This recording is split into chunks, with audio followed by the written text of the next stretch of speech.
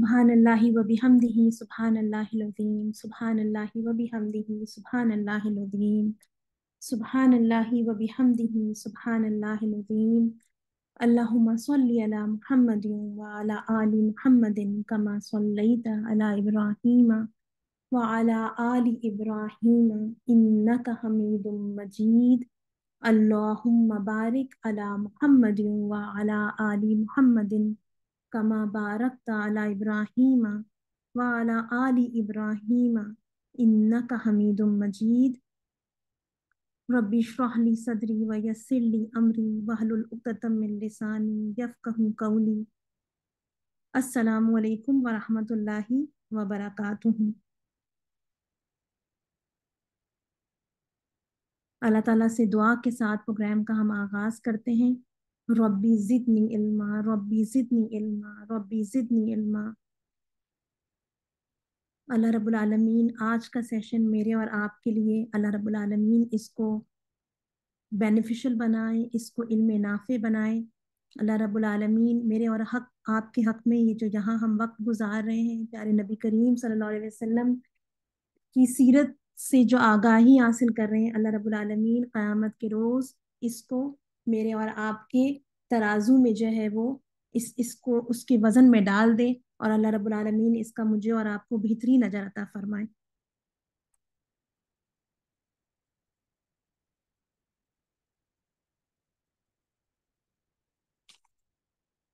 नबी करीम सल्लल्लाहु अलैहि वसल्लम का बचपन, आप सल्लल्लाहु अलैहि वसल्लम की जवानी, जो अर्ली लाइफ है प्यारे नबी करीम सल्लल्लाहु अलैहि वसल्लम की, उसको बहुत खूबसूरत अंदाज में जनाब नईम सिद्दीकी रहमतुल्लाह अलैह ने अपनी किताब मुहसिन इंसानियत में जो है वो समराइज किया है। वो कहते हैं कि उस शाखे गुल की उठान देखिए जिसकी तवाज़ो कांटों से की गई। वो प्यारे नबी करीम सल्लल्लाहु अलैहि वसल्लम की जब जिंदगी पर लिखते हैं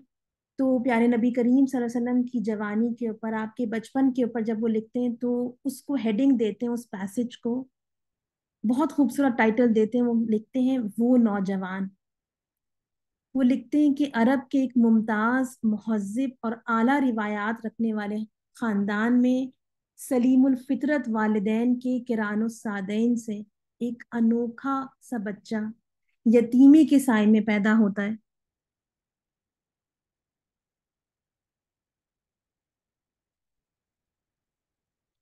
वो कहते हैं कि एक गरीब मगर शरीफ जात की दाइया का दूध पीकर देहात के सेहत बख्श माहौल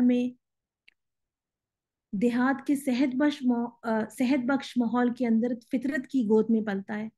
वो खास इंतज़ाम से सहरा में तकदौ करते करते जिंदगी की जौलान गाहों में मुशक्क़तों का मुकाबला करने की तैयारियां करता है और बकरियां चरा कर गल्ला बानी अक़वाम यानी दुनिया को लीड करने, उनको गाइड करने की तरबियत पाता है। बचपन की पूरी मुसाफत तय करने से पहले ये अनोखा बच्चा माँ के साया शफकत से भी महरूम हो जाता है। दादा की जात किसी हद तक वालिदैन के इस खिला को पुर करने वाली थी, लेकिन ये सहारा भी छीन लिया जाता है। बिला आखिर चच्चा कफील बनते हैं ये गोया मादी यानी दुनियावी मटीरियलिस्टिक सहारों से बेनियाज होकर एक आकाए हकीकी के सहारे गिरा बार गिरा बहा फराइज से अहदा बरा होने यानी भारी जिम्मेदारी को उठाने की तैयारी कराई जा रही है। दुनिया में हम देखते हैं कि जितने भी प्रोमिनेंट यानी मुमताज लोग गुजरे, बड़ी पर्सनालिटीज गुजरी हैं, अगर आप उनकी जिंदगी का मुताला करें, ऐसे लोगों के घर वालों, उनके दोस्त अहबाब, उनकी टीचर्स से हम देखते हैं कि जब कभी इंटरव्यू किया जाता है कि उनका बचपन कैसा था, उनकी अर्ली लाइफ कैसी थी, तो हमें पता चलता है कि जिंदगी में शुरू से ही ऐसे साइंस यानी उनकी जिंदगी में पाए जाते थे, ऐसे आसार दिखते थे जिससे पता चलता था कि this child is going to be special, है ना। उनका, इस बच्चे का जो फ्यूचर है वो ब्राइट है, ये कोई बड़ा काम करेगा। ये तो उन लोगों का हाल हम देखते हैं कि जो आगे चलकर किसी खानदान, किसी ऑर्गेनाइजेशन کسی قوم یا ملک کی زندگی کے کسی گوشے کسی ایسپیکٹ میں کوئی اصلاحی کام کوئی ریولیوشنری کام کرتے ہیں تو پھر آپ صلی اللہ علیہ وسلم تو وہ مقدس ہستی تھے جنہیں قیامت تک ساری دنیا کی رہنمائی کے لیے پیدا کیا گیا تھا، جن کے ذریعے انسان کی زندگی کے ہر ایسپیکٹ کی اصلاح ہونے والی تھی۔ تو ہم آپ صلی اللہ علیہ وسلم کی ارلی لائف دیکھتے ہیں تو تمام واقعات، ہم جو بھی واقعہ ہم اسٹڈی کرتے ہیں ہم دیکھتے ہیں کہ اس میں پیارے نبی کریم صلی اللہ علیہ وسلم کا جو ایٹیٹیوڈ تھا، آپ صلی اللہ علیہ وسلم کی جو یعنی پرسنالٹی تھی، وہ اپنے دور کے لوگوں سے منفرد تھی۔ ان یوزول سائنز ہمیں آپ صلی اللہ علیہ وسلم کی زندگی میں نظر آتے ہیں۔ آپ صلی اللہ علیہ وسلم کا اگر ہم بچپن دیکھیں تو آپ صلی اللہ علیہ وسلم کی جوانی دیکھیں، آپ صلی اللہ علیہ وسلم کے آپ شوق دیکھیں، ان کی انٹرسٹ دیکھیں، ان کی سوچ دیکھیں، ان کا کردار دیکھیں۔ It was very different from the children, from the youth of his time. بچپن دیکھیں، عام بچوں کی طرح پیارے نبی کریم صلی اللہ علیہ وسلم کو آپ نہیں دیکھتے کہ آپ صلی اللہ علیہ وسلم شرارتیں کرتے ہیں یا آپ صلی اللہ علیہ وسلم کے کھرنڈرے پن کے واقعات ہمیں ملتے ہوں۔ آپ صلی اللہ علیہ وسلم کے بچپن کا ایک واقعہ آتا ہے کہ خانہ کعبہ کی دیواریں جو ہیں وہ بن رہی تھی، خانہ کعبہ کی کچھ مرمت ہو رہی تھی اور بڑوں کے ساتھ بچے بھی اینٹیں اٹھا اٹھا کر لانے میں شریک تھے۔ ان بچوں میں پیارے نبی کریم صلی اللہ علیہ وسلم بھی شامل تھے۔ اس موقع پر کیا دیکھتے ہیں کہ بچے جو ہیں وہ اپنا تہبند اتار کر اپنے کندھوں پر رکھ لیتے ہیں اور پھر پتھر ڈھونے لگتے ہیں۔ آپ صلی اللہ علیہ وسلم کے چچا حضرت عباس رضی اللہ تعالیٰ عنہ اس موقع پر پیارے نبی کریم صلی اللہ علیہ وسلم سے کہتے ہیں کہ تم دیکھو دوسرے بچوں کو، تم بھی اپنا تہبند کھول کر کندھے پر رکھ لو تو جو اینٹوں کی رگڑ ہے اس سے تکلیف نہیں ہوگی، آپ صلی اللہ علیہ وسلم کے کندھے نہ دکھیں گے۔ اور عرب کے ماحول میں یہ کوئی عجیب بات نہیں تھی، بچے تو کیا وہاں تو بڑے بھی ننگے ہونے میں شرم محسوس نہیں کرتے تھے، لیکن جب آپ صلی اللہ علیہ وسلم نے ایسا کیا تو برہنگی کے احساس سے آپ صلی اللہ علیہ وسلم فوراً بے ہوش ہو کر گر پڑے اور آنکھیں پٹ کر آپ صلی اللہ علیہ وسلم کی آسمان کو لگ گئیں۔ جب ہوش آیا تو آپ صلی اللہ علیہ وسلم کہہ رہے تھے میرا تہبند، میرا تہبند۔ پھر جو ہی تہبند ہاتھ میں آیا آپ صلی اللہ علیہ وسلم نے اسے فوراً باندھ لیا۔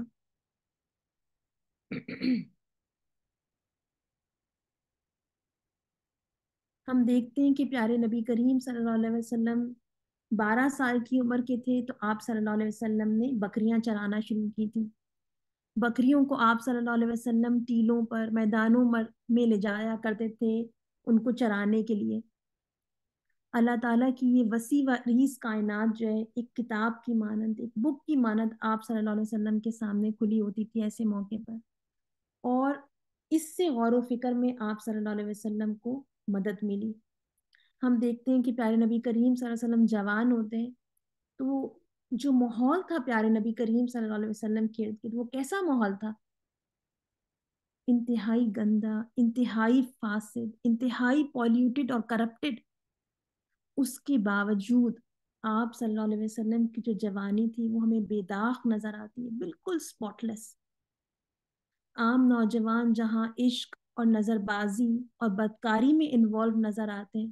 وہاں آپ صلی اللہ علیہ وسلم ان چیزوں سے کوسوں دور تھے، ہے نا۔ ہم جانتے ہیں کہ آج بھی یعنی جو نوجوان ہوتے ہیں ہے نا ان کی زندگی کا اگر آپ سینٹر دیکھیں وہ کن چیزوں کے اندر انوالو ہوتے ہیں، ہے نا، کس طرح سے افیئرز میں انوالو ہوتے ہیں، کن چیزوں کیا ان کے انٹرسٹ ہوتے ہیں۔ پیارے نبی کریم صلی اللہ علیہ وسلم ان سے بہت دور تھے ان تمام چیزوں سے۔ ہم دیکھتے ہیں کہ عرب کے معاشرے میں جہاں گلی گلی شراب جو ہے، وائن جو ہے وہ کشید کرنے کی جو ہے وہ بھٹیاں لگی ہوئی تھیں، گھر گھر شراب خانے کھلے ہوئے تھے، اور پھر جہاں جس ماحول کے اندر ہیوی اور ایکسیسو ڈرنکنگ کے چرچے ہوا کرتے تھے، لوگ بڑے فخریہ انداز میں جو ہے وہ اپنی شراب نوشی کے قصے سنایا کرتے تھے، قصیدوں میں شعروں میں ان کی تعریف ہوا کرتی تھی، وہاں ہم دیکھتے ہیں کہ پیارے نبی کریم صلی اللہ علیہ وسلم نے کبھی شراب کا ایک قطرہ تک اپنی زبان پر نہیں رکھا۔ جس ماحول میں ہم دیکھتے ہیں کہ داستانیں سنانا، اور موسیقی سننا یہ کلچر کا لازمی حصہ تھا۔ وہاں ہم دیکھتے ہیں کہ آپ صلی اللہ علیہ وسلم ان فضول باتوں سے اور ان بے مقصد کاموں سے بالکل الگ تھلگ رہے۔ مکہ میں عام رواج تھا کہ رات کو لوگ اپنے اپنے کاموں سے فارغ ہو کر جمع ہوا کرتے تھے، اور اس موقع پر محفلیں جمتی تھیں، دلچسپ تفریحی پروگرام ہوتے تھے، داستانیں سنایا کرتے تھے لوگ، اور لوگ ان کو سراہا کرتے تھے۔ جس شخص کو یعنی داستان سنانے میں کمال ہوتا تھا وہ داستان سنانا شروع کرتا اور لوگ رات رات بھر بیٹھے سنتے رہتے تھے۔ جیسے کہ آج ہم دیکھتے ہیں کہ شام ہوتی ہے گھروں میں، ہے نا، اور لوگ جو ہیں وہ اپنے ٹی وی آن کر لیتے ہیں، نیٹ فلکس کے اوپر پروگرامز دیکھ رہے ہوتے ہیں، ڈرامے اور فلمیں دیکھی جا رہی ہوتی ہیں، ہے نا۔ یہ آج جو یہ چیزیں ہیں ہم دیکھتے ہیں کہ یہ جو قصہ گوئی ہے اس کی ماڈرن فارم ہے، یہ ماڈرن انٹرٹینمنٹ کے طریقے ہیں۔ تو اس زمانے میں اس کی جگہ جو ہے وہ داستان گوئی ہوا کرتی تھی۔ تو پیارے نبی کریم صلی اللہ علیہ وسلم کے حوالے سے ایک واقعہ آتا ہے کہ ایک دن پیارے نبی کریم صلی اللہ علیہ وسلم کے ایک ساتھی تھے، انہوں نے نبی کریم صلی اللہ علیہ وسلم کو ابھارا اور کہا کہ آپ صلی اللہ علیہ وسلم جو ہے وہ آج کی رات جو ہے وہ آپ صلی اللہ علیہ وسلم بھی ایک ایسی ہی محفل سے جو ہے وہ لطف اٹھائیں۔ پیارے نبی کریم صلی اللہ علیہ وسلم کی نوجوانی کا زمانہ تھا، جب ساتھی نے زیادہ کہا تو آپ صلی اللہ علیہ وسلم تیار ہو گئے، اور آپ صلی اللہ علیہ وسلم نے اس سے کہا کہ آج کی رات جو ہے وہ میری بکریاں جو ہے ان کی دیکھ بھال کرنا، ان کا خیال رکھنا تمہاری ذمہ داری ہے۔ اور پھر اس تفریحی پروگرام میں شرکت کی غرض سے آپ صلی اللہ علیہ وسلم آبادی کی طرف چل پڑے۔ شہر میں داخل ہوتے ہی ایک گھر سے گانے بجانے کی آوازیں سنی۔ لوگوں سے دریافت کرنے پر معلوم ہوا کہ یہاں کسی کی شادی ہو رہی ہے۔ آپ صلی اللہ علیہ وسلم اس گھر کے قریب گئے۔ خدا کی قدرت یکایک آپ صلی اللہ علیہ وسلم پر نیند کا غلبہ ہوا اور آپ صلی اللہ علیہ وسلم گہری نیند سو گئے، یہاں تک کہ دن نکل آیا اور دھوپ کی گرمی سے آپ صلی اللہ علیہ وسلم کی آنکھ کھلی۔ بیدار ہوتے ہی آپ صلی اللہ علیہ وسلم بکریوں کے پاس واپس چلے گئے۔ دوسرے دن آپ صلی اللہ علیہ وسلم پھر یہ تماشا دیکھنے کے لیے گئے، مگر اس دن بھی جب آپ صلی اللہ علیہ وسلم اس جگہ کے قریب پہنچے تو آپ صلی اللہ علیہ وسلم پر پھر نیند کا غلبہ ہوا اور آپ صلی اللہ علیہ وسلم دن نکلتے تک سوتے رہے۔ 40 برس کی زندگی میں صرف دو بار آپ صلی اللہ علیہ وسلم نے اس قسم کا ارادہ کیا، مگر دونوں مرتبہ اللہ رب العالمین نے آپ صلی اللہ علیہ وسلم کو بچا لیا۔ آپ صلی اللہ علیہ وسلم کے کان، آپ صلی اللہ علیہ وسلم کی آنکھیں، ان کو محفوظ رکھا، ہے نا، کہ آپ صلی اللہ علیہ وسلم کی شان ان فضولیات سے بالا تر تھی۔ پیارے نبی کریم صلی اللہ علیہ وسلم جس ماحول میں یعنی پیدا ہوئے تھے، جس ماحول میں پرورش پا رہے تھے، ہم جانتے ہیں کہ مکہ جو ہے وہ بت پرستی کا سینٹر تھا، ہے نا۔ آپ صلی اللہ علیہ وسلم کے خاندان والے یعنی قریش اس وقت خانہ کعبہ کے متولی یا پجاری تھے، لیکن اس کے باوجود آپ صلی اللہ علیہ وسلم نے کبھی بتوں کے آگے سر نہیں جھکایا اور نہ وہاں کی مشرکانہ رسموں میں کبھی کوئی حصہ لیا۔ ایک مرتبہ بلکہ بتوں کے چڑھاوے کا جانور پکا کر لایا گیا تو آپ صلی اللہ علیہ وسلم نے اس کو کھانے سے انکار کر دیا۔ اس کے علاوہ بھی قریش جن غلط رسموں کے عادی تھے، پیارے نبی کریم صلی اللہ علیہ وسلم نے کبھی ان رسموں کے بارے میں اپنے خاندان کا ساتھ نہیں دیا۔ عرب کے ماحول میں جنگ جو ہے وہ ایک کھیل تھی اور انسانی خون بہانا ایک تماشا تھا۔ وہاں ہم دیکھتے ہیں کہ پیارے نبی کریم صلی اللہ علیہ وسلم کے دامن پر خون کی ایک چھینٹ بھی نہ پڑی۔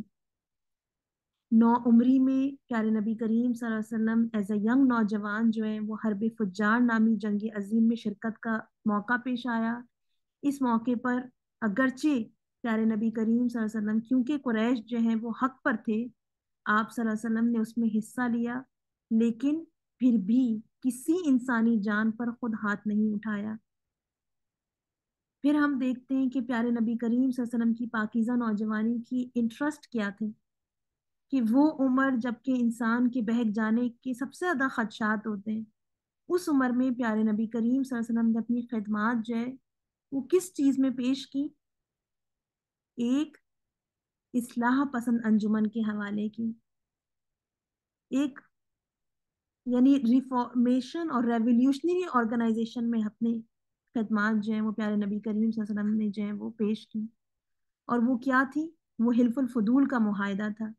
کہ جس کے اندر غریبوں اور مظلوموں کی مدد اور ظالموں کی زیادتیوں کو روکنے کے لیے جو بنائی گئی تھی۔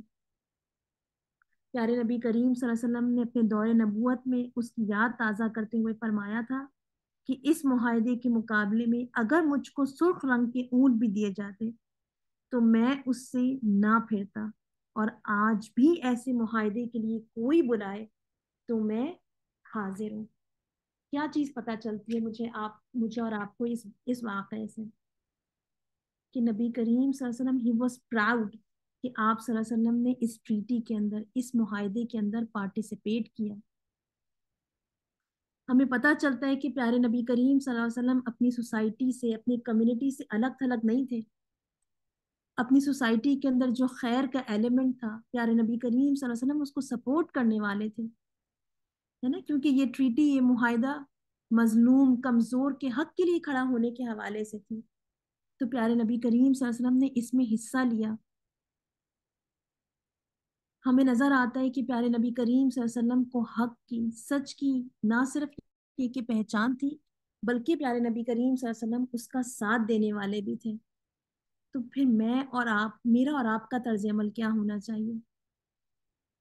ہے نا، میں اور آپ بھی حق کے لیے، سچ کے لیے، مظلوم کی داد رسی کرنے کے لیے، ان کے رائٹس کے لیے کھڑے ہونے والے ہونے چاہیے، چاہے وہ کسی ملک سے ہو، کسی مذہب سے تعلق رکھتا ہو، کوئی زبان بولتا ہو، کسی ریس سے اس کا تعلق ہو۔ مجھے اور آپ کو صرف مظلوم کے لیے اس وقت آواز نہیں اٹھانی جب وہ ہمارے وطن سے تعلق رکھتا ہو، جب وہ ہمارے مذہب سے تعلق رکھتا ہو، بلکہ دنیا میں کسی جگہ کسی پر ظلم ہو رہا ہو اور کوئی ظلم کرنے والا ہو، میں اور آپ زیادتی کے خلاف کھڑے ہونے والے ہوں، مظلوم کی آواز بننے والے ہوں۔ ہم سب کا تعلق تمام انسانوں سے، ہم سب کا ایک تعلق ہے، ایک رشتہ ہے۔ وہ کیا رشتہ ہے؟ وہ انسانیت کا رشتہ ہے۔ یہ رشتہ کیسے قائم ہوتا ہے تمام انسانوں سے، میرا اور آپ کا؟ کہ ہم سب کا خالق ایک ہے، ہم سب ایک کپل آدم علیہ السلام اور حوا علیہ السلام کی اولاد ہیں، ہے نا؟ تو ہمارا کریٹر، اوریجنیٹر بھی ایک ہے، and we have a common origin. ایک بہت خوبصورت شعر آتا ہے امیر مینائی کا، کہ خنجر چلے کسی پہ تڑپتے ہیں ہم امیر، خنجر چلے کسی پہ تڑپتے ہیں ہم امیر، سارے جہاں کا درد ہمارے جگر میں ہے۔ دنیا کے اندر میجورٹی لوگ آج کیا ہیں جو ہم انسانوں کے درمیان، یہ دو کامن فیکٹرز ہیں، کہ ایک کامن اوریجنیٹر اور کریٹر ہے، and we belong to the same family, ہے نا؟ اس کو تسلیم نہیں کرتے ہیں۔ لیکن میں اور آپ تو اس کامن فیکٹرز کو سمجھتے ہیں، اس کے اوپر ایمان لانے والے ہیں۔ تو میں اور آپ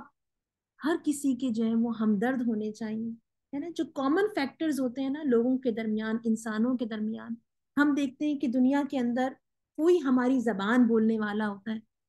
تو اس سے ایک اپنائیت کا احساس ہوتا ہے۔ آپ دنیا میں کہیں چلے جائیں، آپ کو اپنے ملک کا کوئی شخص مل جائے، آپ کی زبان بولنے والا کوئی شخص مل جائے، آپ کے مذہب سے تعلق رکھنے والا کوئی شخص مل جائے، آپ کو ایک شناسائی کا احساس ہوتا ہے نا؟ کامن فیکٹرز انسان کے اندر ہمدردی کے، شناسائی کے، اخوت کے جذبات، فیلنگز کو جو ہے وہ جنم دیتے ہیں۔ تو میں اور آپ جو ہیں، دنیا میں ہم دیکھتے ہیں کہ کچھ جو ڈفرینٹ چیریٹیز ہوتی ہیں،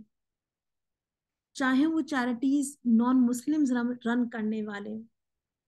ہے نا، وہ چیریٹیز جو کہ غربت کے خلاف لڑ رہی ہیں، جو ظلم کے خلاف لڑ رہی ہیں، جو بچوں پر زیادتی کے حوالے سے آواز اٹھاتی ہیں، डिफरेंट जो पेशेंट्स होते हैं, कैंसर पेशेंट्स हैं, रीनल डायलिसिस पेशेंट्स हैं, और डिफरेंट बीमारियों के हवाले से जो बनाई जाती हैं, हम उसमें एक्टिवली पार्टिसिपेट करने वाले हों, उनको सपोर्ट करने वाले हों, उसमें फंड्स देना एन इस्लाम है, उनके लिए वॉलंटियर करना एन इस्लाम है। जब दुनिया देखती है कि आप अपनी कम्युनिटी के खैर ख्वाह हैं, आप उनकी उनके उनकी केयर करने वाले हैं, तो आपको इससे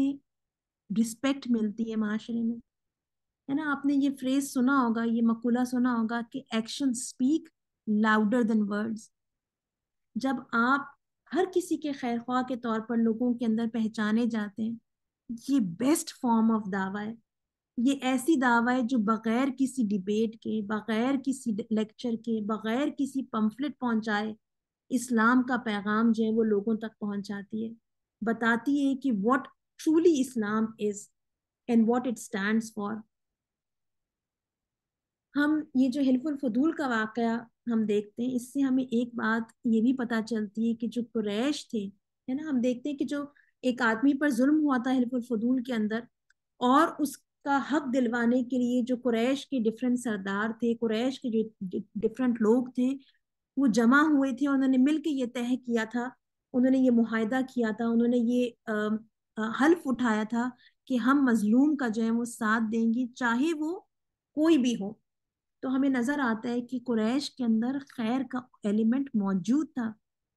मुख्तलिफ कबाइल से ताल्लुक रखने के बावजूद वो सब मिलकर एक मजलूम, जो कि मक्की नहीं था, जो गैर कुरैशी था, उसका हक दिलवाने के लिए खड़े होते हैं against the oppressor.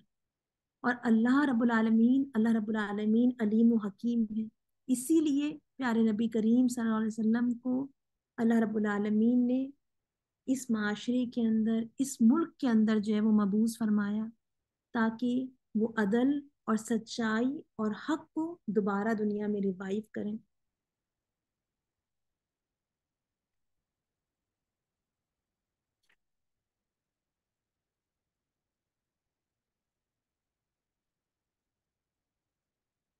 Last week हमने प्यारे नबी करीम सल्लल्लाहु अलैहि वसल्लम के हवाले से देखा था, और प्यारे नबी करीम सल्लल्लाहु अलैहि वसल्लम की डिफरेंट अहादीस का हमने मुताला किया था। नबी करीम सल्लल्लाहु अलैहि वसल्लम एज अ शेपर्ड हमने स्टडी किया था। प्यारे नबी करीम सल्लल्लाहु अलैहि वसल्लम शेपर्ड थे, और प्यारे नबी करीम सल्लल्लाहु अलैहि वसल्लम की हदीस से हमें पता चलता है कि तमाम अंबिया को अल्लाह रब्बुल आलमीन ने जो है वो चरवाहा बनाया था। किसी न किसी मौके पर अपनी जिंदगी के स्टेज में उन्होंने बकरियां चराई।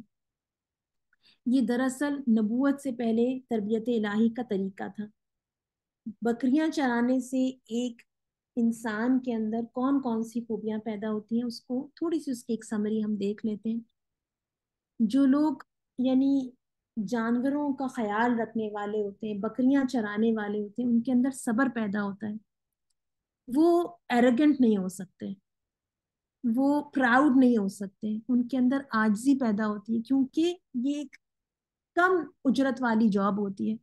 है ना। तो ऐसे लोग जो हैं उनके अंदर आजिज़ी होती है, दे आर हम्बल। फिर ऐसे लोग बहादुर होते हैं, क्योंकि वो अपने जानवरों को, अपनी बकरियों को जो है वो हर तरह के थ्रेट से बचाने के लिए जो है वो बाज़ अपनी, यानी अपनी भी, अपनी सेफ्टी को भी जो है वो डिसरिगार्ड करते थे। कि अगर किसी यानी रेवड़ के ऊपर, बकरियों के रेवड़ के ऊपर अगर कोई भेड़िया हमला कर रहा है, तो वो ऐसे मौके पर अपनी बकरियों की हिफाजत करते हैं at the cost of their own life. फिर ऐसे लोग जो हैं, ऐसा शख्स जो है, ऐसा इंसान जो है ना, जो बेजबानों का ख्याल रखने वाला हो, यकीनन उसके अंदर रहमत की, उसके अंदर शफकत की जो क्वालिटीज हैं वो डेवलप होती हैं। फिर ऐसे शख्स के अंदर जो है वो अपने मेहनत की कमाई से खाने की आदत होती है। वो दूसरों के सामने हाथ नहीं फैलाता, बेशक उसकी उजरत जो है वो कम ही क्यों ना हो। अच्छा, इसके बाद हम नबी करीम सल्लल्लाहु अलैहि वसल्लम की ज़िंदगी का एक और फेज जो है उसको हम जो है वो स्टडी करते हैं, और वो है प्यारे नबी करीम सल्लल्लाहु अलैहि वसल्लम की हज़रत खतीजा रज़ी अल्लाह ताला अन्हा से मुलाकात, پیارے نبی کریم صلی اللہ علیہ وسلم کا ان کے ساتھ مل کر تجارت کرنا، اور پیارے نبی کریم صلی اللہ علیہ وسلم کا جو ہے وہ ان کی پیارے نبی کریم صلی اللہ علیہ وسلم کی حضرت خدیجہ رضی اللہ تعالی عنہا سے جو ہے وہ ان کا نکاح ہونا، ان سے ان کی شادی ہونا۔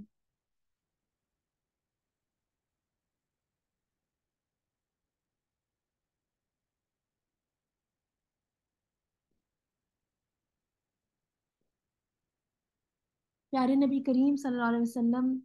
کا حضرت خدیجہ سے کس طرح سے جو ہے وہ ان سے تعارف حاصل ہوا،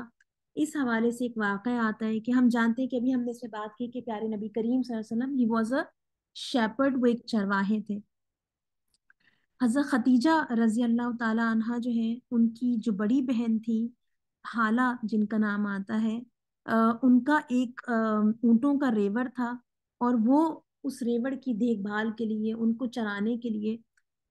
وہ ڈھونڈ رہی تھی کہ ان کو کوئی شیپرڈ ملے، ان کو کوئی چرواہا ملے جو ان کا دیکھ بھال کرے اور ان کو مکہ سے باہر لے جا کر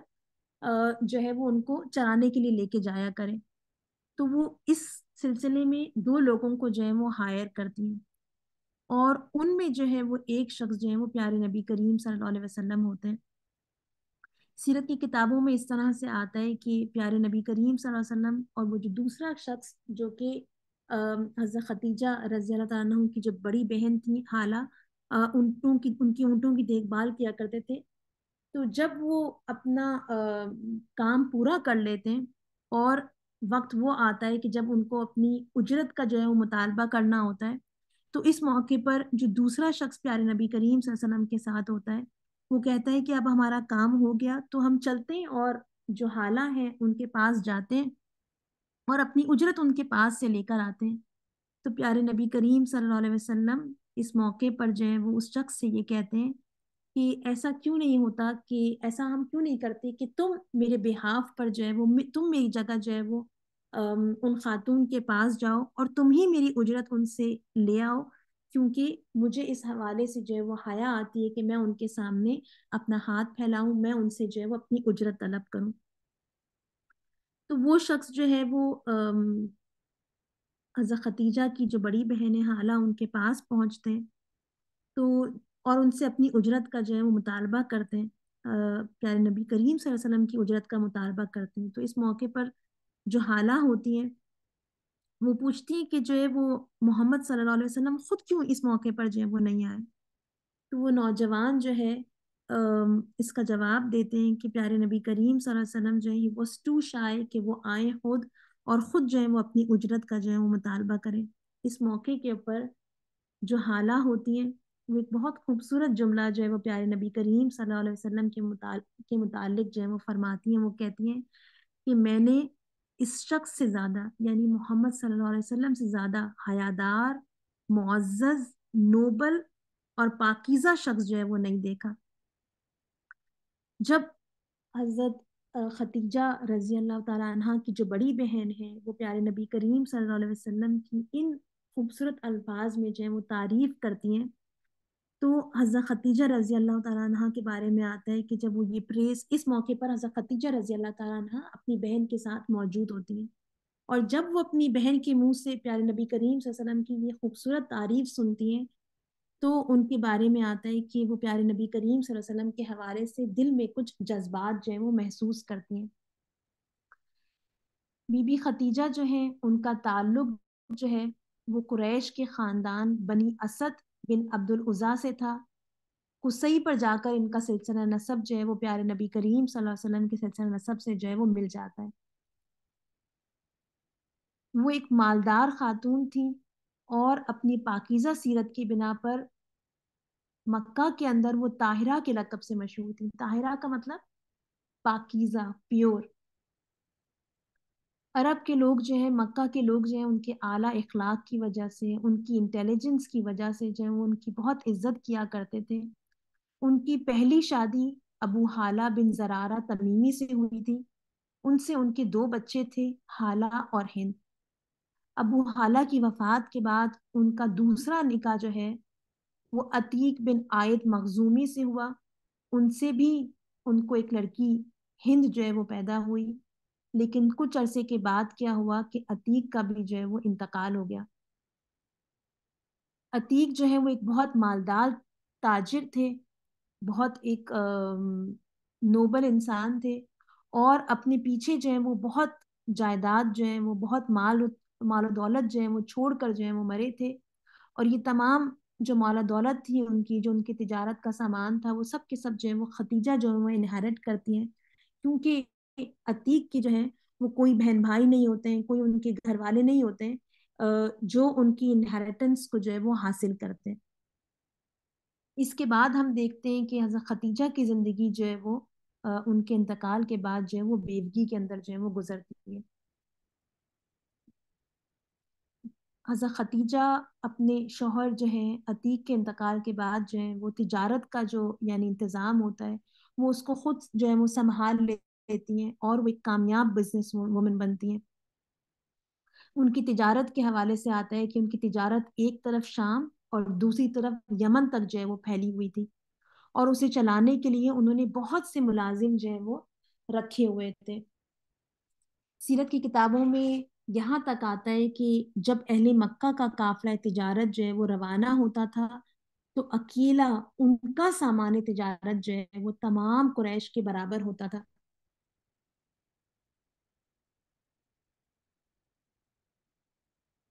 حضرت خدیجہ علیہ وسلم سے ان کا جب یہ تعارف ہوتا ہے اپنی بہن کے تھرو، اس کے کچھ عرصے بعد جو ہے وہ اپنا ایک قافلہ جو ہے وہ تجارتی قافلہ جو ہے وہ شام بھیجنے کے لیے جو ہے وہ کسی قابل اعتماد، کسی دیانتدار شخص کی تلاش میں ہوتی ہیں، اور ایسے موقع کے اوپر پھر وہ پیارے نبی کریم صلی اللہ علیہ وسلم کو چوز کرتی ہیں کہ پیارے نبی کریم صلی اللہ علیہ وسلم جو ہیں ان کا سامان تجارت لے کر جو ہے وہ شام جائیں۔ اس موقع پر وہ پیارے نبی کریم صلی اللہ علیہ وسلم کو پیشکش کرتی ہیں کہ وہ جو دوسروں کو اس سے پہلے معاوضہ دیا کرتی تھیں کہ وہ ان کا سامان تجارت لے کر جائیں، اس سے کہیں زیادہ، اور بعض روایتوں میں آتا ہے کہ یعنی جو پروفٹ ان کو حاصل ہوگا اس کا ہاف جو ہے وہ پیارے نبی کریم صلی اللہ علیہ وسلم کو جو ہے وہ جو ہے وہ دیں گی معاوضے کے طور پر۔ پیارے نبی کریم صلی اللہ علیہ وسلم کے بارے میں آتا ہے کہ جب پیارے نبی کریم صلی اللہ علیہ وسلم کو یہ آفر ملتی ہے حضرت خدیجہ رضی اللہ تعالیٰ عنہ کی طرف سے کہ وہ ان کا سامان تجارت لے کر جو ہے وہ جائیں، اور اس میں ان کو جو ہے وہ یہ معاوضہ ملے گا، تو پیارے نبی کریم صلی اللہ علیہ وسلم اپنے چچا جو ہیں ابو طالب، جو ان کی کفیل تھے، پیارے نبی کریم صلی اللہ علیہ وسلم ان کے پاس جاتے ہیں اور ان سے مشورہ طلب کرتے ہیں، ہے نا۔ اس موقع پر پھر ہمیں پیارے نبی کریم صلی اللہ علیہ وسلم کے کریکٹر کی ایک خوبصورت ٹریٹ نظر آتی ہے نا۔ پیارے نبی کریم صلی اللہ علیہ وسلم اپنی زندگی کے معاملات تنہا طے نہیں کرتے ہیں، پیارے نبی کریم صلی اللہ علیہ وسلم یعنی اپنے چچا سے جو ہے وہ مشورہ طلب کرتے ہیں، ان کو آنر کرتے ہیں، ان کو رسپیکٹ دیتے ہیں۔ پھر سیرت کی کتابوں میں آتا ہے کہ جب پیارے نبی کریم صلی اللہ علیہ وسلم اپنے چچا سے یہ مشورہ طلب کرتے ہیں تو ابو طالب جو ہیں وہ پیارے نبی کریم صلی اللہ علیہ وسلم کو یہ ترغیب دیتے ہیں کہ یہ بہت اچھا یعنی وہ آفر وہ کر رہی ہیں اور بہت معزز خاتون ہیں، پیارے نبی کریم صلی اللہ علیہ وسلم کو ان کی آفر جو ہے وہ یہ ایکسیپٹ کر لینی چاہیے۔ پیارے نبی کریم صلی اللہ علیہ وسلم ابو طالب کی جو ہے وہ بات مان لیتے ہیں، اور حضرت ختیجہ رضی اللہ تعالیٰ عنہ کا جو کاروان تجارت تھا جو بالکل تیار تھا اس کو لے کر جو ہے وہ شام کے سفر کے اوپر جو ہے وہ روانہ ہو جاتے ہیں۔ جب پیارے نبی کریم صلی اللہ علیہ وسلم کا قافلہ جو ہے وہ مکہ سے روانہ ہونے لگتا ہے تو اس موقع پر جو بی بی خدیجہ ہیں وہ اپنے ایک غلام خاص میسرہ کو بھی جو ہے وہ پیارے نبی کریم صلی اللہ علیہ وسلم کے ساتھ کر دیتی ہیں، اور اسے تاکید کرتی ہیں کہ سفر کے دوران میں اس بات کا وہ خیال رکھیں کہ پیارے نبی کریم صلی اللہ علیہ وسلم کو کوئی تکلیف نہ ہونے پائے۔ سفر کے دوران میں پیارے نبی کریم صلی اللہ علیہ وسلم کا میسرہ کے ساتھ اور دوسرے ملازموں کے ساتھ ایک بہت ہی خوبصورت ایٹیٹیوڈ پیارے نبی کریم صلی اللہ علیہ وسلم روا رکھتے ہیں،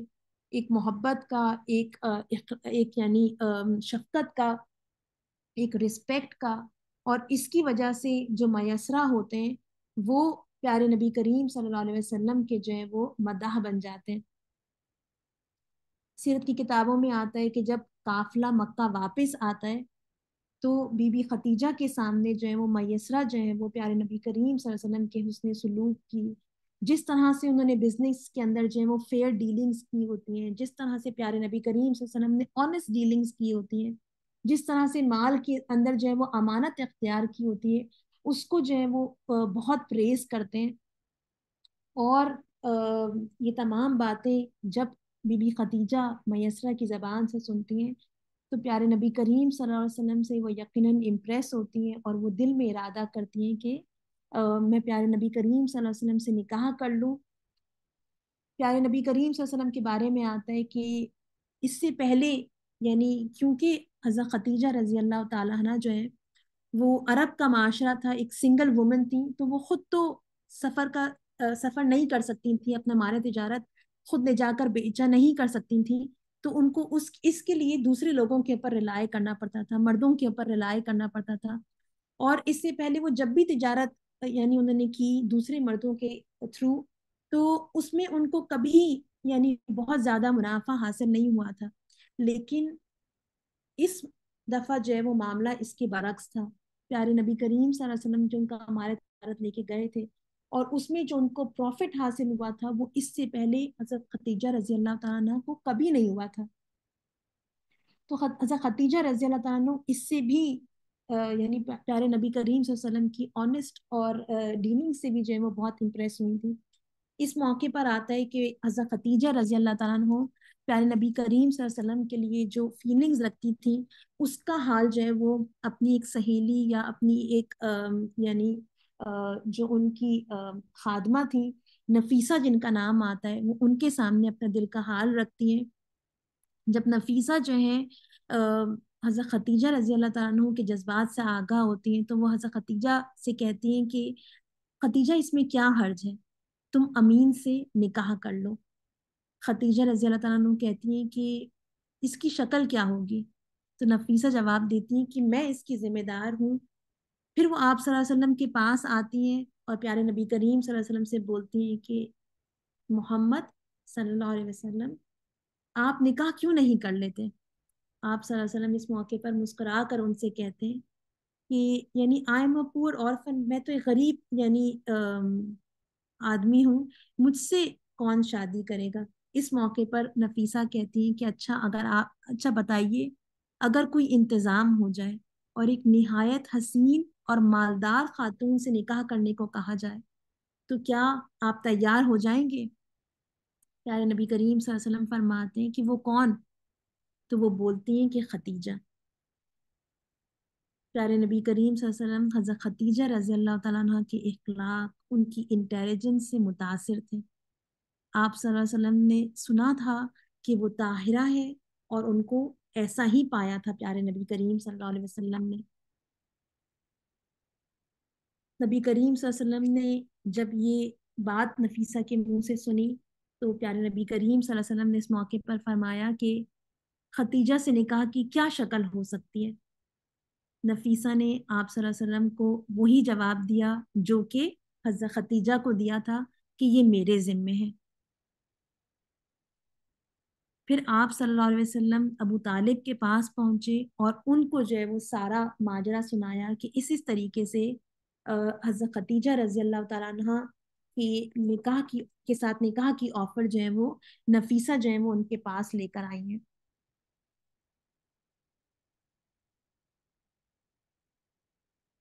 حضرت ابو طالب جو ہیں جب نبی کریم صلی اللہ علیہ وسلم سے نکاح کی یہ آفر سنتے ہیں نبی کریم صلی اللہ علیہ وسلم کے حوالے سے، تو اس موقع پر ان کا ایک جملہ آتا ہے کہ وہ کہتے ہیں کہ بیٹے، اگرچہ کہ تم مال کے حوالے سے کنگال ہو، یعنی تم مالدار نہیں ہو، لیکن شرف اور عزت سے مالا مال ہو۔ پھر آتا ہے کہ ابو طالب جو ہیں وہ اپنے بھائیوں کو ساتھ لے کر جو ہیں وہ جاتے ہیں، اور خدیجہ رضی اللہ تعالیٰ عنہ کے جو چچا ہیں عمر بن اسد، ان کے پاس پہنچتے ہیں، ان کے بھائی عمر بن قویلد سے بھی ملتے ہیں، اور آپ صلی اللہ علیہ وسلم کی طرف سے خدیجہ رضی اللہ تعالیٰ عنہ کے نکاح کا پیام دیتے ہیں۔ وہ دونوں افراد جو ہیں وہ اس پیام کے اوپر جو ہیں وہ راضی ہو جاتے ہیں۔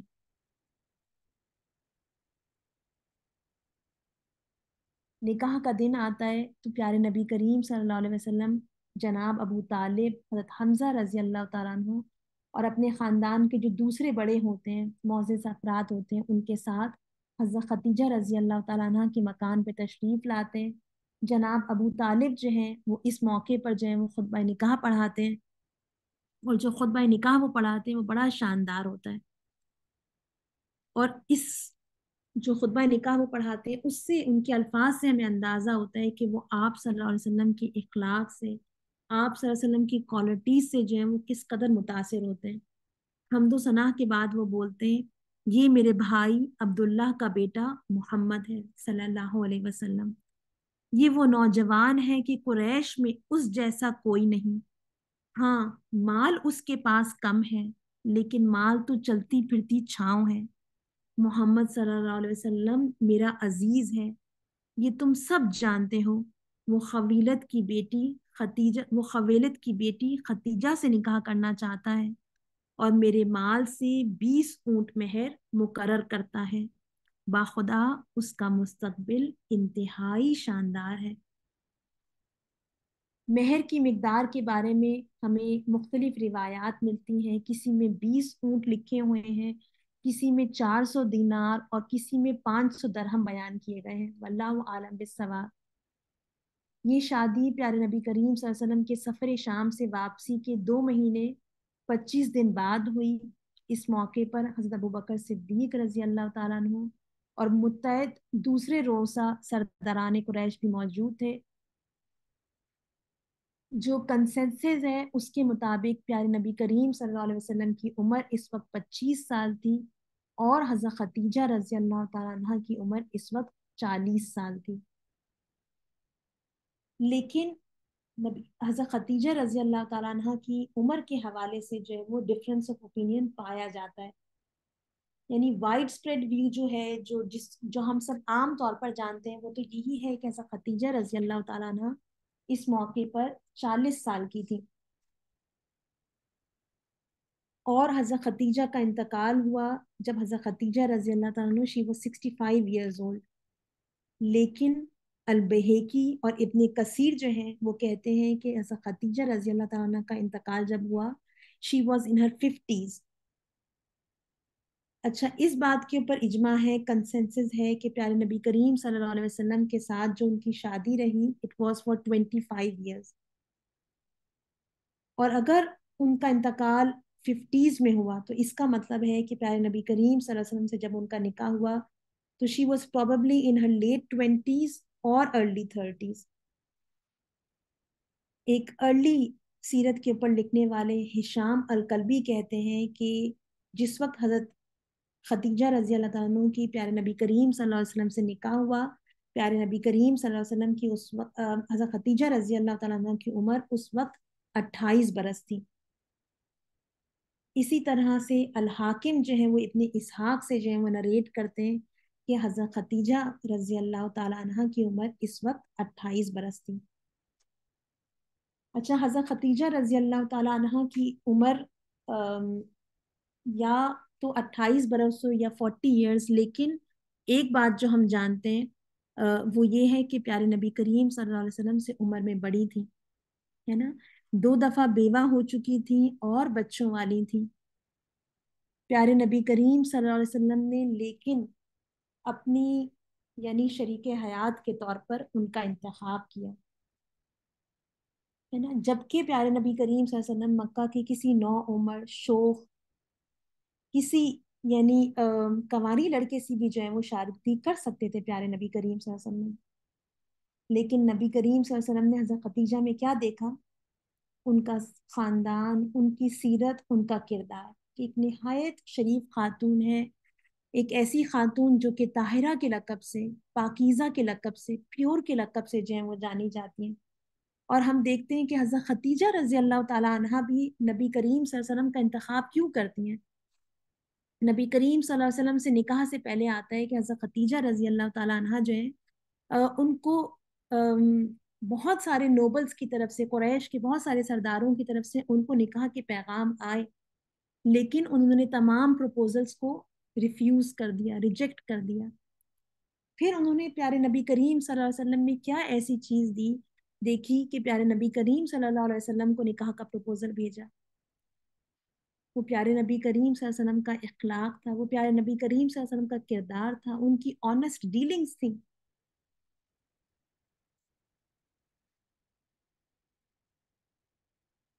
پیارے نبی کریم صلی اللہ علیہ وسلم ایک شیپرڈ تھے، اور اس سے پیارے نبی کریم صلی اللہ علیہ وسلم ایک کامیاب بزنس مین بن جاتے ہیں. ہم دیکھتے ہیں کہ دنیا کے اندر جو لوگ آنےسٹ ہوتے ہیں، جو امانت دار ہوتے ہیں، جو ماڈسٹ ہوتے ہیں، ہارڈ ورکنگ ہوتے ہیں، اللہ رب العالمین ان کے آگے بڑھنے کے ان کو اپرچونٹیز دیتے ہیں. پیارے نبی کریم صلی اللہ علیہ وسلم کا جو نکاح حضرت خدیجہ رضی اللہ تعالیٰ عنہ سے جس طرح ہوا کہ حضرت خدیجہ رضی اللہ تعالیٰ عنہ واز دا ون جنہوں نے پروپوزل بھیجا، اس سے ہمیں یہ بات بھی سمجھ میں آتی ہے کہ ایک خاتون بھی جو ہے وہ نکاح کا پروپوزل بھیج سکتی ہے، لیکن اس کا انداز جو ہے، اس کا طریقہ کار جو ہے وہ درست ہونا چاہیے. محبت کا جذبہ کسی کے لیے رکھنا غلط بات نہیں ہے، لیکن پھر اس کے بعد اس جذبے کے ساتھ آپ کیا کرتے ہیں، اور پھر یعنی اس تعلق کو آپ کیسے پرسیو کرتے ہیں، وہ اہم ہے. ہم دیکھتے ہیں کہ حضرت خدیجہ رضی اللہ تعالیٰ عنہ نبی کریم صلی اللہ علیہ وسلم کے کریکٹر سے امپریس ہوتی ہیں، اور پھر ان سے نکاح کے حوالے سے جو ہے وہ یعنی وہ قدم لیتی ہیں. حضرت خدیجہ رضی اللہ تعالیٰ عنہ کا جو کردار ہے ایک بہت ہی خوبصورت کردار ہے، اور انشاءاللہ نیکسٹ کلاس میں ہم اس کو تھوڑا سا اور مزید دیکھیں گے. جب ہم سیرت کا مطالعہ کرتے ہیں اور پیارے نبی کریم صلی اللہ علیہ وسلم کی سیرت کو ہم پڑھتے ہیں،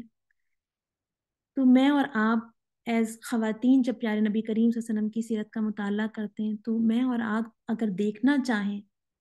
کہ ایک بہترین وائف جو ہے اس کا کیریکٹر کیسا ہوتا ہے اور کیسا ہونا چاہیے، تو اس کی ایک بہت خوبصورت اور بیسٹ اگزامپل ہمیں حضرت خدیجہ رضی اللہ تعالیٰ عنہ کی زندگی میں نظر آتی ہے نا. ایک وفادار، ایک محبت کرنے والی، ایک کیئرنگ، ایک سپورٹنگ وائف.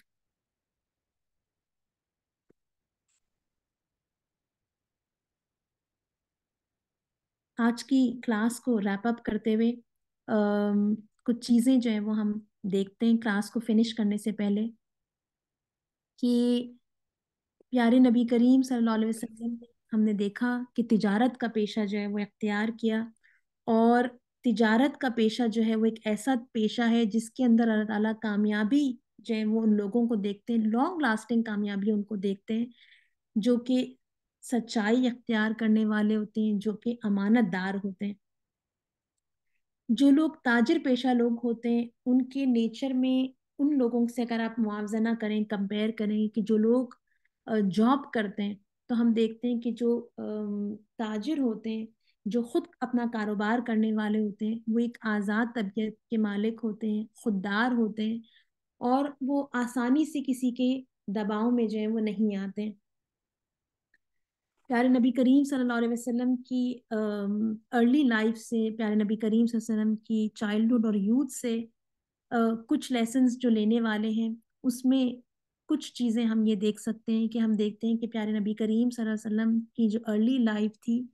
وہ نیچر سے جو ہے وہ پیارے نبی کریم صلی اللہ علیہ وسلم بہت قریب رہے. آج اگر آپ دیکھیں تو دنیا کے اندر بہت سارے ممالک کے اندر بہت ساری جگہوں کے اوپر اس پہ بات ہو رہی ہے، اور یہ سسٹم جو ہے وہ یعنی بنایا جا رہا ہے. ایسے اسکولز بنائے جا رہے ہیں جو کہ نیچر بیسڈ لرننگ جو ہے اس کو پروموٹ کرتے ہیں ان دا ارلی ایئرس. وہ کہتے ہیں کہ یا تو یعنی ایسے اسکولز بنائے جاتے ہیں جس کے اندر بچے زیادہ تر وقت جو ہے وہ باہر گزارتے ہیں. بچے جو ہیں ان کے لیے ایک ایسی یعنی ایک نیچرل انوائرمنٹ کی جاتی ہے، پیدا کی جاتی ہے، بنائی جاتی ہے، جس میں بچے جو ہیں وہ اس کے تھرو جو ہے وہ سیکھنا شروع کریں.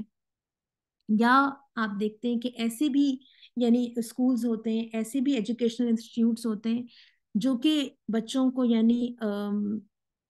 جو ہے وہ فیلڈ ٹرپس کے اوپر لے کے جاتے ہیں، اور ان کی یعنی کلاس روم سیٹنگ جو ہے وہ آؤٹ سائڈ ہی ہوتی ہے. اور اس کے اوپر جو اسٹڈیز ہوئی ہیں اس حوالے سے یہ آتا ہے کہ ایسے بچے جو ہیں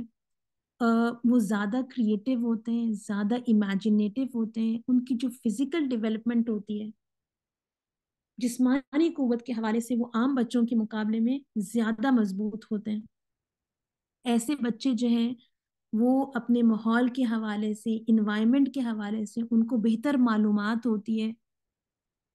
زیادہ حساس ہوتے ہیں اپنے ماحول کے انوائرمنٹ کے حوالے سے، اور انوائرمنٹ فرینڈلی ان کی جو ہے وہ اپروچ ہوتی ہے۔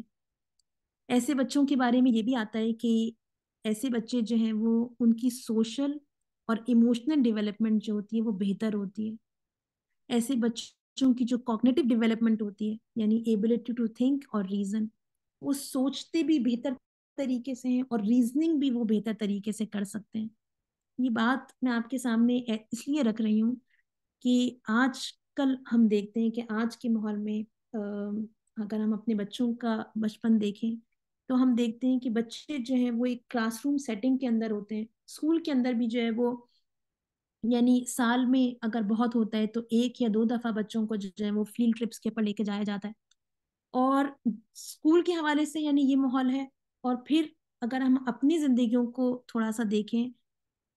تو ہم اپنی زندگیوں کے اندر بھی دیکھتے ہیں کہ جہاں ویکینڈ آتا ہے، کوئی چھٹی آتی ہے، تو ہم پلان کرتے ہیں کہ اچھا بچوں کو لے کر ہم کسی شاپنگ مال چلے جائیں، ہم بچوں کو کسی جو ہے وہ رائڈس پر لے جائیں، ہے نا۔ اس کے بجائے اگر ہم اپنے بچوں کو پارک لے کر جائیں ویکینڈز کے اوپر، ہم اپنے بچوں کو سمندر پر لے کے جائیں، ہم اپنے بچوں کو صحرا میں لے کے جائیں، ہے نا۔ آج آپ دیکھتے ہیں کہ سکولز کے اندر سینڈ پٹس کریٹ کرتے ہیں وہ، کہ بچے جو ہیں وہ ریت سے کھیلیں، وہ کہتے ہیں اس سے بچوں کی زیادہ بہتر ذہنی اور جسمانی نشو و نما ہوتی ہے۔ ہم دیکھتے ہیں کہ ہالیڈیز کے اوپر دنیا کے اندر، پوری دنیا کے اندر یہ ایک ٹرینڈ ہوتا ہے کہ ہم کیا ہوتا ہے کہ ہالیڈیز آتی ہیں تو ہم اپنے بچوں کو کہتے ہیں کہ اچھا ہم فلاں سٹی دیکھنے کے لیے لے جائیں، ہم فلاں سٹی دیکھنے کے لیے لے جائیں۔ تو اس کے بجائے اگر ہم اپنے بچوں کو یعنی ایسے علاقوں میں لے کے جائیں، ایسی جگہوں پہ لے کے جائیں جہاں بچے پہاڑوں کے درمیان، دریاؤں کے درمیان، جھیلوں اور لیکس کے درمیان جو ہے وقت گزاریں، یہ بچوں کے لیے زیادہ بہتر ہے نا۔ ہم بچوں سے جو ہے وہ پھولوں کے بارے میں، بچوں سے ہم درختوں کے بارے میں، بچوں سے ہم پرندوں اور جانوروں کے بارے میں بات کریں، یہ بچوں کی شخصیت کے لیے زیادہ بہتر طریقہ ہے نا۔ کیونکہ فطرت جو ہے وہ بنانے والا کون ہے؟ وہ میرا رب ہے نا۔ اس سے بچے اپنے یعنی کریٹر کے ساتھ، اپنے رب کے ساتھ بچوں کا جو ہے وہ ایک مضبوط تعلق جو ہے وہ پیدا ہوتا ہے۔ پیارے نبی کریم صلی اللہ علیہ وسلم کا ہم نے بچپن دیکھا، ہم نے پیارے نبی کریم صلی اللہ علیہ وسلم کی نوجوانی دیکھی کہ پیارے نبی کریم صلی اللہ علیہ وسلم نے کبھی اپنا وقت جو ہے وہ فضول کاموں کے اندر ضائع نہیں کیا۔ پیارے نبی کریم صلی اللہ علیہ وسلم کی ہم نے نوجوانی دیکھی، جوانی دیکھی، بہت پاکیزہ پیارے نبی کریم صلی اللہ علیہ وسلم نے جو ہے وہ اپنی جوانی کا وقت گزارا۔ آج ہم اپنے بچوں کو دیکھتے ہیں کہ زیادہ تر بچوں کا جو پاس ٹائم ہوتا ہے، ان کی ہابیز ہوتی ہیں، وہ کیا ہوتی ہیں؟ بچے ویڈیو گیمز کھیل رہے ہوتے ہیں، بچے جو ہیں وہ یوٹیوب کے اوپر، سوشل میڈیا کے اوپر ویڈیوز جو ہیں وہ دیکھ رہے ہوتے ہیں۔ تو ایسے موقع پر ہم میں سے جو مائیں ہیں، یعنی ہمیں اپنے بچوں کی صلاحیتوں کو جو ہے وہ، ان کے وقت کو جو ہے وہ ری ڈائریکٹ کرنے کی ضرورت ہے۔ ان کے وقت کو ایسے کاموں میں لگائیں جس سے بچوں کے اندر سکلز ڈیولپمنٹ ہو، ہے نا۔ چاہے وہ کوکنگ ہو، چاہے وہ سوئمنگ ہو، چاہے وہ سوئنگ ہو، بہت ساری چیزیں سکلز ڈیولپمنٹ کے اندر آتی ہیں۔ اپنے بچوں کے اندر سپورٹس کا جو ہے وہ ہم شوق دلائیں۔ پھر پیارے نبی کریم صلی اللہ علیہ وسلم کی یعنی سیرت کے ارلی ایئرس سے ہمیں یہ بھی پتہ چلتا ہے کہ پیارے نبی کریم صلی اللہ علیہ وسلم کے اندر شروع سے جو ہے وہ یعنی صحیح اور غلط کی جو ہے وہ پہچان تھی، اور اس کو ساتھ دینے کا جذبہ تھا، اور اس کے لیے پیارے نبی کریم صلی اللہ علیہ وسلم پریکٹیکلی جو ہے وہ اس کے لیے کھڑے ہوئے تھے۔ تو میرا اور آپ کا کام ہے کہ میں اپنے آپ کے بچے یعنی ہم اپنے بچوں کو جو ہے وہ شروع سے جو ہے وہ صحیح اور غلط کی پہچان جو کروائیں، خود بچوں کے لیے جو ہے وہ ایک پازیٹیو رول ماڈل بنے۔ ہم اپنے بچوں کو چیریٹی ایونٹس میں لے کے جائیں، ان ایسی ایونٹس میں بچوں سے کنٹریبیوٹ کروائیں، بچوں سے کچھ بیک کروا کے جو ہے وہ لے کے جائیں کہ بیٹا آپ اس میں جو ہے وہ یعنی سیل کریں اور چیریٹی کے اندر دیں۔ بچوں کو اپنے ساتھ ایسی ریلیز میں لے کے جائیں، ایسے بائیکاٹس میں پارٹیسپیٹ کروائیں جس میں جو ہے وہ مظلوموں کا ساتھ دینے کے حوالے سے جو ہے وہ کوششیں کی جا رہی ہوں۔ اللہ رب العالمین سے دعا ہے، اللہ رب العالمین ہم سب کو جو ہے وہ پیارے نبی کریم صلی اللہ علیہ وسلم کی زندگی کے جو اتنے خوبصورت اسپیکٹس ہیں اس سے جو ہے وہ سیکھنے والا بنائے، اس سے اپنی زندگیوں کو مزین کرنے والا بنائے۔ ہم پیارے نبی کریم صلی اللہ علیہ وسلم کے نقش قدم پر چلنے والے ہوں، ان کی زندگی کی یہ خوبصورت پکچرز کو جو ہے وہ اپنے دل میں بسانے والے ہوں، ان پر جو ہے وہ عمل پیرا ہونے والے ہوں۔ وآخر دعوانا ان الحمد للہ رب العالمین۔ سبحانک اللہم و بحمدک نشہد ان لا الہ الا انت نستغفرک و نتوب الیک۔ اللہم صلی علی محمد وعلی آل محمد کما صلیت علی ابراہیم وعلی آل ابراہیم انک حمید مجید۔ اللہم بارک علی محمد وعلی آل محمد کما بارکت علی ابراہیم وعلی آل ابراہیم انک حمید مجید۔ السلام علیکم ورحمۃ اللہ وبرکاتہ۔